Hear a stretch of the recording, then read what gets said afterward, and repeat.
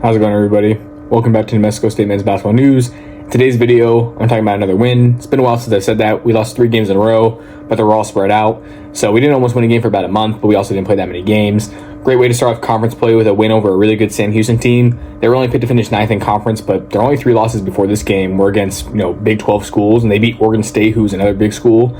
So they've had a really good start to the year. They're going to be a really good team in Conference USA. I'd be very surprised if they don't finish within the top 5. I think the only way they won't is if they beat themselves or if they just have a lot of injuries. Same with us. I think if we don't finish top 3, it's gonna be kind of the same thing. But let's get into this video and talk about how the Aggies got a big 87-78 home victory over Sam Houston last night, or not last night, just yesterday in general. It was an earlier game. It was at 2 p.m. Mountain Time in Las Cruces. I think what ultimately did it was the fast start the Aggies had. Sam Houston scored in the first possession, hit a 3 to go up 3-zip. Then the Aggies went on a big 17-2 run, led by Elijah Elliott. Hit a lot of big threes. He led the Aggies in scoring off the bench, and just overall had 18 points, was 8 for 13 from the field, hit a few threes. Jalen Randall also had an amazing game, had 16 points. Kind of reminds me how he played against South Alabama. Both those guys played really well against South Alabama. Should have won that game, but they both played really well again. I feel like they, when they either both play great or they both play, I wouldn't say average. They, might get like 9 to 10 points. They always have the same type of game, always, have similar points and stuff. They did a lot of great things. Jalen's third in, scoring for us, is our leading scorer at the bench. And Elijah's right up there with him. Anthony and Jamel had great games as well. Both had 11 points. I think Jamel did on 11 shots. Anthony hit a lot of big threes. Jamel did a lot of his scoring in the first half. Kind of got us going. He hit the first bucket of the game for us. Hit a couple of good threes in the first half, some step backs, some long threes. Overall, they shot the ball really well from the field. They hit double-digit three-pointers, so that's always good to do. I thought our post played pretty well as well for the most part. They didn't do anything too crazy in the stat sheet. I mean, look at Juice, he had 9 points.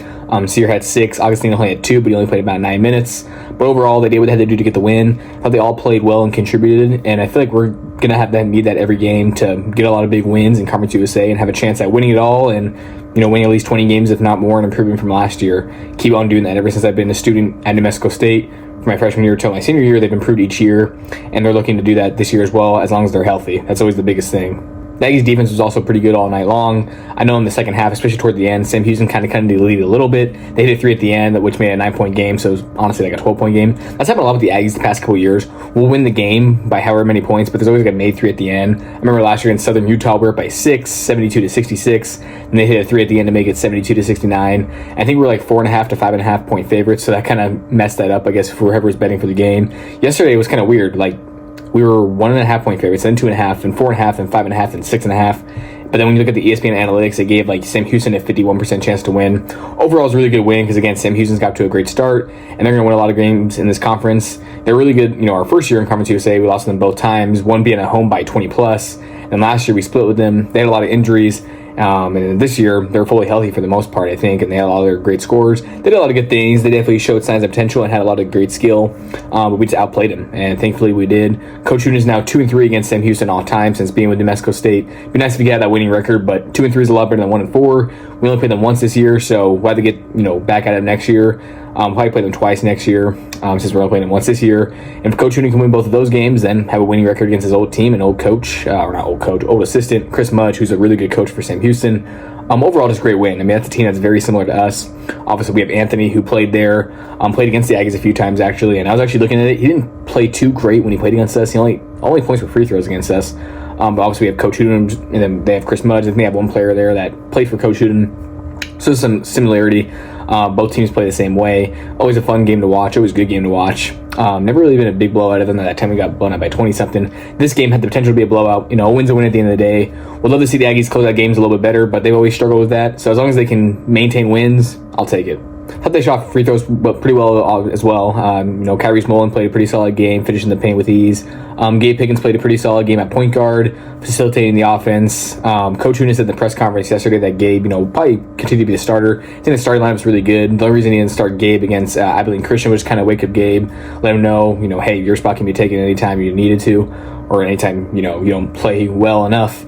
Obviously, I think Elijah Elliott at number 3 guards is definitely the best one. I think him coming off the bench, giving that scoring boost is very, very helpful. I feel like he's fit that role really well, along with Jalen Randall. Kind of reminds me of Robert Carpenter last year, who was definitely, starting caliber, was arguably our 3rd or 4th best player. But it's just really solid off the bench. Jacoby had a nice finish at the rim in the first half and played really good defense. It's nice to see him getting a lot of good PT early in the season and early in conference play, whereas last year he didn't really get a whole lot of playing time until middle of conference play. We went with the 11-man rotation. You never know in conference play whenever those rotations might, shorten up a little bit to 10 or 9 or even 8 sometimes. But I really like our rotation. I think having an 11-man rotation might seem like a lot, but we're also a really deep team. I've talked with some people within the team as well, and they say if they ever need to go deeper, they always can. We have 14 to 15 guys that they could possibly go to with injuries or whatever happens. So I feel like no matter what happens, the Aggies will be good. We have University of the Southwest coming up, NAIA opponent, so that's a game that the Aggies should be able to win, but nothing's guaranteed, so they have to go out there and just play their butts off and get a big win. They play against FIU and Missouri State on the road, and then I believe they have Western Kentucky, and I can't remember if it's Middle Tennessee at home or who it is, but they have some good games coming up, some winnable games for sure. I think these next 3 for sure are winnable. Western Kentucky's a really tough game. Every game's winnable, but every game's losable, obviously. FIU and Missouri State, they've had pretty decent starts, I'd say, but not as good of a start as us. And on the road, we haven't won a road game yet. I mean, we won a neutral site games. We've only had one true road game against Abilene Christian.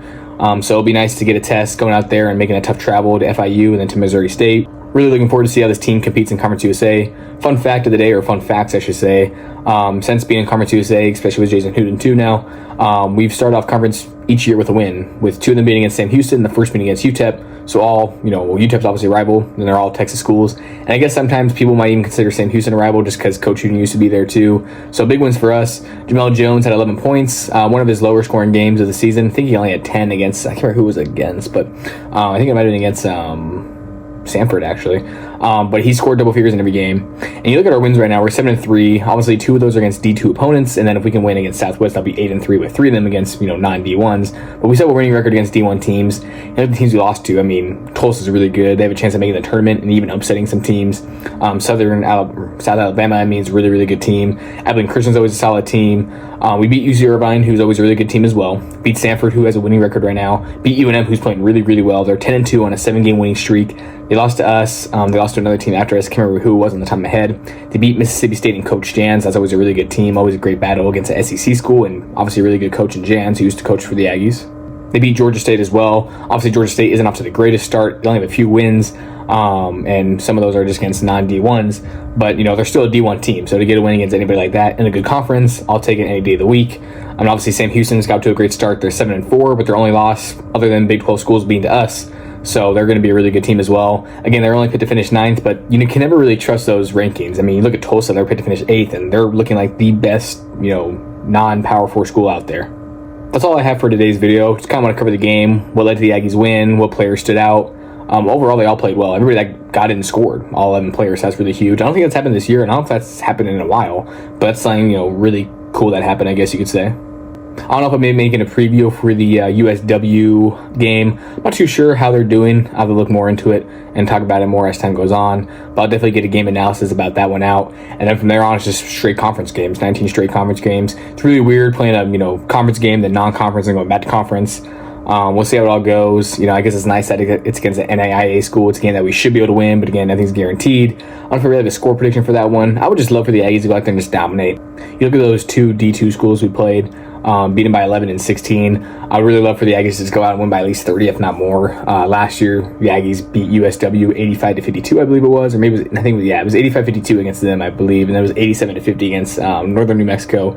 The year before, we beat USW 84-49. So if we could win in that 33-37 range, that'd be nice. At the end of the day, a win's a win. I'll take it regardless. But it'd be really fitting if they could just go out there and dominate. It will be the first game off the break, so there could be a little bit of sluggishness. But again, it's not against a D1 team, so I guess that's somewhat good. But I don't want to guarantee anything. We've seen, I think it was just the other day, an NAIA school beat a D1 school. I can't remember who it was. We've seen some D2 schools beat, D1 teams. And, the talent level, it's there at all levels. So anything can happen. Really looking forward to see how it goes. That's going to do for the video today. I'm out.